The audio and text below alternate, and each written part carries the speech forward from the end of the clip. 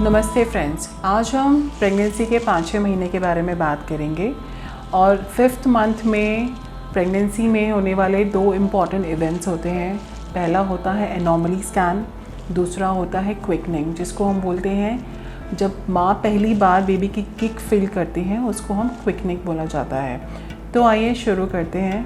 मैं हूँ doctor Himanshi Sharma, obstetrician and gynaecologist, आपकी दोस्त और आपकी शुभचिंतक। 5वां महीना ऐसा टाइम होता है प्रेगनेंसी में जब बेबी बहुत तेज़ी से बढ़ने लगता है।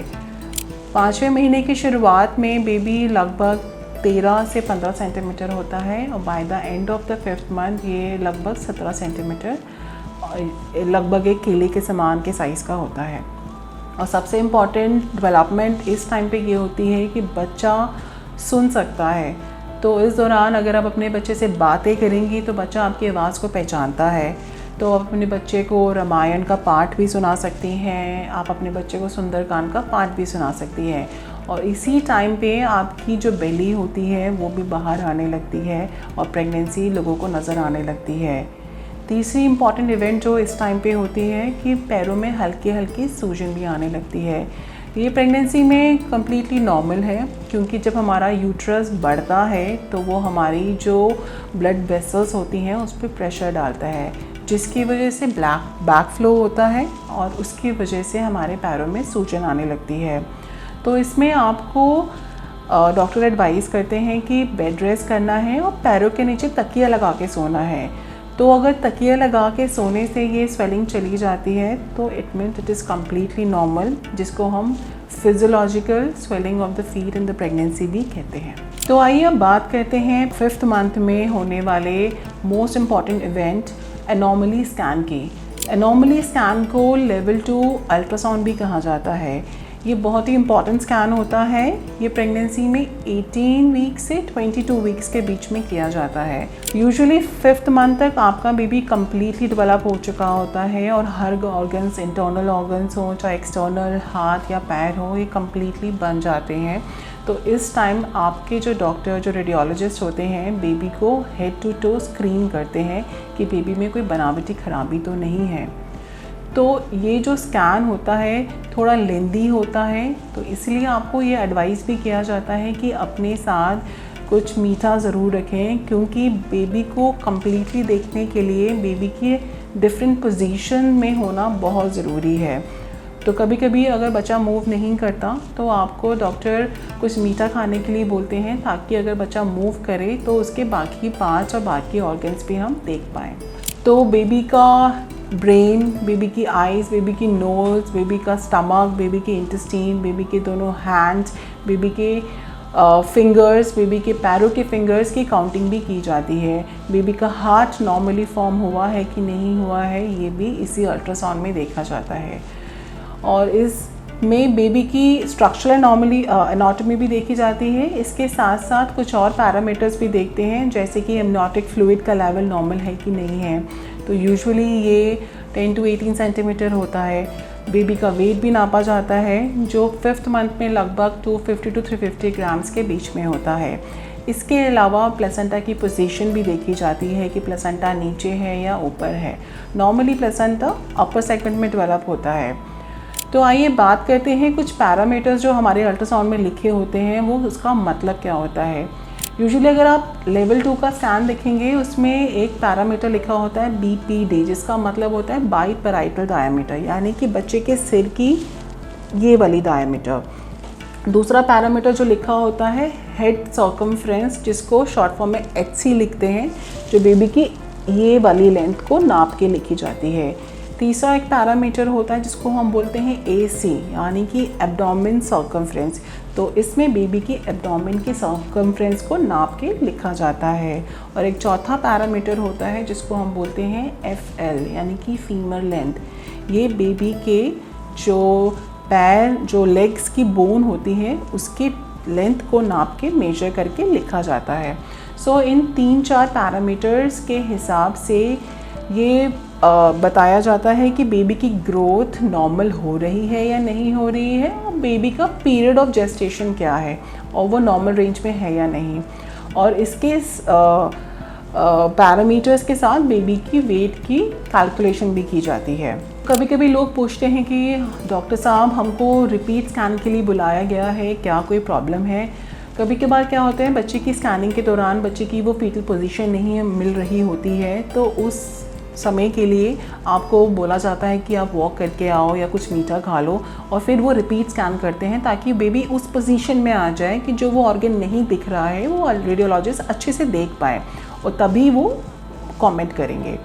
तो ये टोटली नॉर्मल है, इससे घबराना नहीं होता। सबसे इम्पॉर्टेंट बात जो लोग पूछते हैं, सॉफ्ट मार्कर जो कि लेवल 2 स्कैन में लिखी जाती है, वो क्या होता है?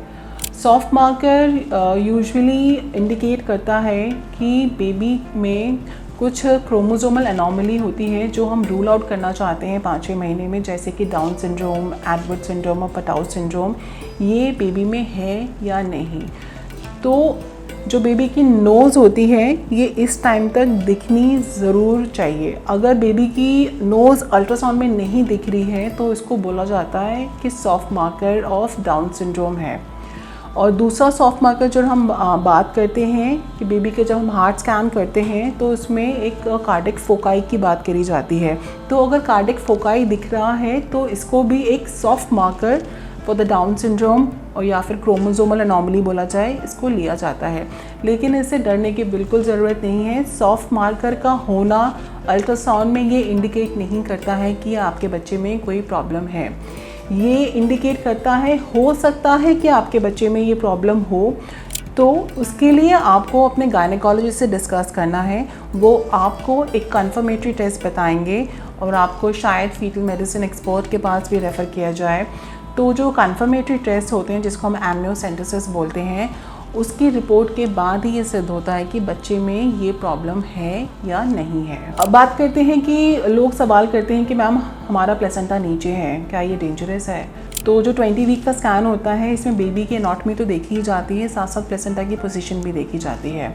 तो नॉर्मली अगर हम बात करें तो प्लेसेंटा अपर सेगमेंट यानी कि ऊपर होना चाहिए, लेकिन कभी कभार 20 वीक के स्कैन में, एनॉमली स्कैन में प्लेसेंटा लो लाइंग यानी कि नीचे भी आता है।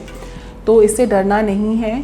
कुछ डॉक्टर प्रिकॉशन आपको लेने के लिए बोलेंगे, जैसे कि आपको हेवी वर्क नहीं करना है और अपने हस्बैंड से कांटेक्ट नहीं करना है, क्योंकि अगर प्लेसेंटा नीचे है तो अगर हम उस दौरान हेवी वर्क कर लेते हैं या हस्बैंड से कांटेक्ट बना लेते हैं तो ब्लीडिंग होने का खतरा होता है, जो बेबी और माँ के लिए नुकसानदायक हो सकता है। बट प्लेसेंटा मोबाइल होता है, ये धीरे धीरे जैसे जैसे प्रेगनेंसी आगे बढ़ती है ये ऊपर की तरफ जाने लगता है।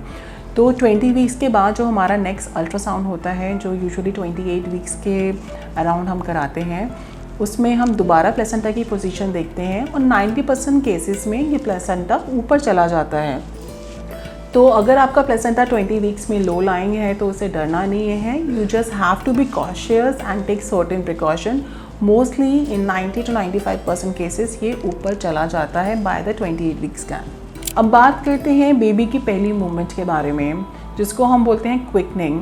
ये मोस्टली 5th मंथ में मोस्टली महिलाओं को फील होने लगती है। कुछ महिलाएं जो सेकेंड टाइम या थर्ड टाइम मदर बन रही होती हैं, इनको एज अर्ली एज 16 वीक्स यानी कि चौथे महीने में भी पता लग जाती हैं। बट फर्स्ट टाइम मदर्स को 20 to 24 वीक्स यानी कि 5वें महीने के आसपास ही, by the end of 5th month ही ये महसूस होने लगती है।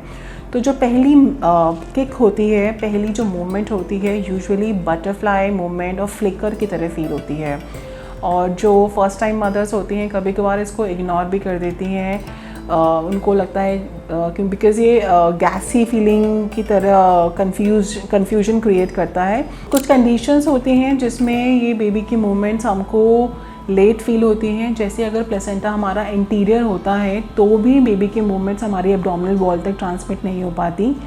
तो ये कम्प्लीटली नॉर्मल है, तो इससे डरने की ज़रूरत नहीं है। अपने डॉक्टर से डिस्कस करें। Bye the end of 5th month mostly आपको ये मूवमेंट्स फील होने लग जाती हैं। अब बात करते हैं कि बेबी के मूवमेंट्स को कैसे काउंट करना चाहिए और क्या सही तरीका है। आइडियली ये एडवाइस किया जाता है जब हम दिन में 3 मेजर मील्स लेते हैं, यानी कि ब्रेकफास्ट, लंच और डिनर। जब भी हम मील ले रहे हैं, खाना खाने के 1 घंटे बाद थोड़ी सी वॉक करके हमेशा हमें लेफ़्ट साइड की करवट लेके लेटना है और आंख बंद करके महसूस करना है कि बेबी मूवमेंट कर रहा है कि नहीं कर रहा है, और बेबी की मूवमेंट को काउंट करना है। अगर 1 घंटे में हमारे को 10 मोमेंट फील होती हैं तो ये कम्प्लीटली नॉर्मल है। लेकिन कभी कभार क्या होता है, बच्चा हमारा सो रहा होता है तो उस टाइम पे हमको बेबी की मूवमेंट्स कम फील होती है, तो इस टाइम पे हमको डरना नहीं है, घबराना नहीं है, क्योंकि एक बच्चे की स्लीप साइकिल 90 मिनट यानी कि 1.5 घंटे की हो सकती है।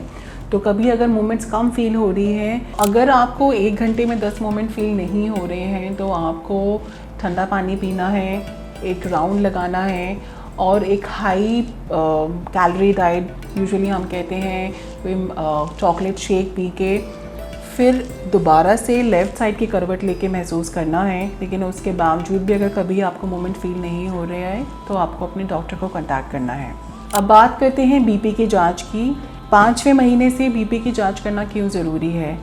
एक कंडीशन होती है प्रेगनेंसी में जिसको बोलते हैं प्री एक्लैम्प्सिया या फिर जेस्टेशनल हाइपरटेंशन, जिसमें प्रेगनेंसी में बीपी बढ़ने लगता है। तो ये 20 वीक्स यानी कि 5th मंथ के बाद ही होता है। तो जब भी आप 5th मंथ या उसके बाद डॉक्टर से विज़िट करने जाते हैं, अपना बीपी ज़रूर नपाएं। यूजुअली अगर आपका बीपी 140/90 से कम आ रहा है तो इसको नॉर्मल माना जाता है, लेकिन अगर आपका बीपी 140/90 से ऊपर आता है तो ये प्री एक्लैम्प्सिया या जेस्टेशनल हाइपरटेंशन के लक्षण हो सकते हैं। और इसके साथ आपको कुछ सिम्टम्स का और ध्यान रखना है, जैसे कि बहुत ही तेज़ सिर में दर्द होता है या आंखों के सामने धुंधलापन होता है, तो अपने डॉक्टर को ज़रूर कांटेक्ट करना है। इसी के साथ अगर आपके पैरों में सूजन आ रही है, जो कि अगर आप रेस्ट कर रहे हैं उसके बावजूद भी नहीं जा रही है, तो ये भी प्री एक्लैम्प्सिया यानी कि जेस्टेशनल हाइपरटेंशन का लक्षण हो सकती है। तो इसमें आपको अपने डॉक्टर को ज़रूर इन्फॉर्म करना है।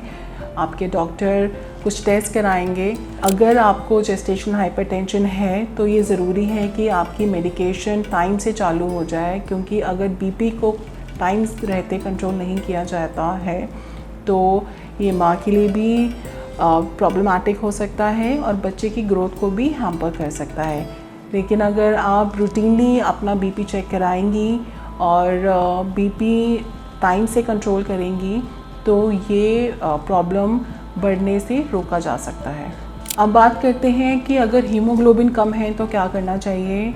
यूजुअली प्रेगनेंसी में कहते हैं कि हीमोग्लोबिन 11 ग्राम से ज़्यादा होना चाहिए। अगर आपका हीमोग्लोबिन 11 ग्राम से कम है तो इसको एनीमिया कहा जाता है। तो अगर आपके शरीर में हीमोग्लोबिन की कमी है यानी कि आयरन की कमी है, तो आपके बच्चे में भी आयरन की कमी हो सकती है और आगे जाके प्रेगनेंसी में कॉम्प्लिकेशन भी डेवलप हो सकती है।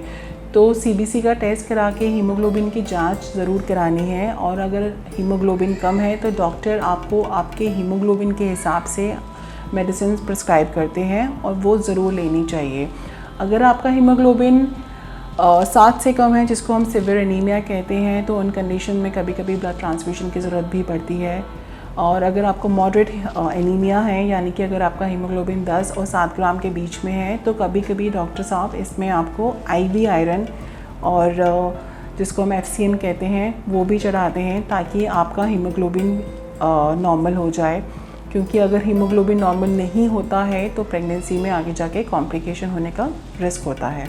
तो अगर आपको आयरन की जो टैबलेट प्रिस्क्राइब करी हुई हैं तो आपको ये सही तरीके से ज़रूर लेनी है। आयरन की टैबलेट्स को हमेशा विटामिन C यानी कि नींबू पानी के साथ लेना ज़रूरी होता है, क्योंकि विटामिन C आयरन का अब्जॉर्प्शन बेहतर करती है। और आयरन की गोली कभी भी खाने के साथ नहीं लेनी होती है, क्योंकि खाना आयरन के अब्जॉर्प्शन को रोकता है। और आयरन के साथ आपको कैल्शियम की दवाई भी नहीं लेनी है, क्योंकि आयरन और कैल्शियम अगर हम साथ लेते हैं तो कैल्शियम आयरन की अब्जॉर्प्शन को रोकता है। तो ये प्रिकॉशन हमको बिल्कुल ध्यान में रखने हैं, क्योंकि अगर हम आयरन की गोली खा रहे हैं और सही से नहीं खा रहे हैं तो हमारा हीमोग्लोबिन नहीं बढ़ेगा और हमारी बॉडी में खून की कमी हो जाएगी। बहुत लोग ये सवाल पूछते हैं कि पेट में लोअर एब्डोमेन में अगर पेन हो रहा है तो क्या ये ख़तरनाक है। अगर लोअर एब्डोमेन में स्ट्रेचिंग काइंड का पेन होता है, वो लिगामेंट की खिंचाव की वजह से होता है, क्योंकि हमारा यूट्रस प्रेगनेंसी में धीरे धीरे जैसे बच्चा ग्रो करता है यूट्रस भी ग्रो करने लगता है। तो जब यूट्रस बढ़ता है तो जो उसके लिगामेंट्स होते हैं उसमें स्ट्रेचिंग होती है, जिसकी वजह से कभी कभार स्ट्रेचिंग पेन हो सकता है। तो कभी अगर आपको स्ट्रेचिंग पेन फील होता है तो आपको रेस्ट करना है।